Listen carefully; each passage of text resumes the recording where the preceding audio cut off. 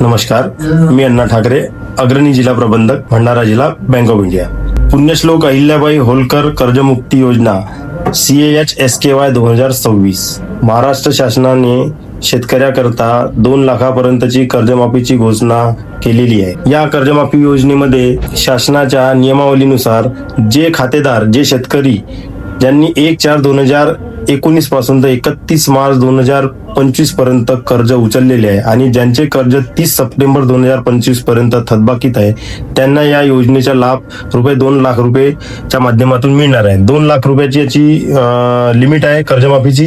जे शेतकरी ज्यांनी 2019 मध्ये कर्जमाफी घेतलेली आहे, त्यांना या कर्जमाफीमध्ये 50,000 रुपयाची प्रोत्साहन राशी शासनाकडून दिली जाईल आणि जे शेतकरी निरंतर कर्जाची परतफेड करत आहे, त्यांना 50,000 रुपयाची प्रोत्साहन राशी शासनाकडून दिली जाईल. आज दिनांकपर्यंत जे बी पात्र आणि अपात्र शेतकरी आहे, त्यांचा डाटा सर्व बँका, सरकारी बँक, प्रायव्हेट बँक, सहकारी बँक या सर्व बँकांनी आपला डाटा शासनापर्यंत आपल्या उच्च कार्यालयाच्या माध्यमातून दिलेला आहे.